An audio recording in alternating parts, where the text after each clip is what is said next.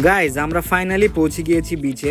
Guys বিচে আসার সাথে সাথে অনেকটা ভালো লাগছিল, এবং বিচে আসলে কার না ভালো লাগে। আমার তো ইচ্ছে করে সব সময় এসে বসে থাকি, বিচের পাড়ে এসে স্কুটি পার্কিং করি, ভিডিও করছিলাম রিলসের জন্য অ্যান্ড ছবি তুলছিলাম।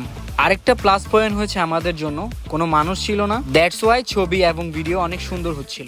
একটু ভালো করে সমুদ্র উপভোগ করার জন্য আমি আরেকটু সামনে চলে যাই। চাওয়ালা মামা আসলো চা নিয়ে, অ্যান্ড এই ওয়েদারে সমুদ্র দেখে দেখে চা খাওয়ার ব্যাপারটাই অন্যরকম। আলহামদুলিল্লাহ, আল্লাহর কাছে অসংখ্য শুকরিয়া জানাই এসব কিছু আমার কপালে রাখার জন্য। আমি আমার এই বয়সে অনেকগুলো জায়গায় ঘুরেছি। সাগর দেখার অনুভূতি আলাদা, পাহাড় দেখার অনুভূতি আলাদা, ঝর্ণা দেখার অনুভূতি আলাদা, এসব কিছুর এক্সপেরিয়েন্স আমার আছে, দ্যাটস ওয়াই আমি বলতে পারছি। গাইজ বিচের পারে যে রাস্তাটা হয়েছে সেটা একটু ঘুরছিলাম স্কুটি নিয়ে, ভালোই লাগছিল। অ্যান্ড আজকে মোটামুটি ক্রাউড ছিল বিচে, আপনারা তো দেখতেই পাচ্ছেন।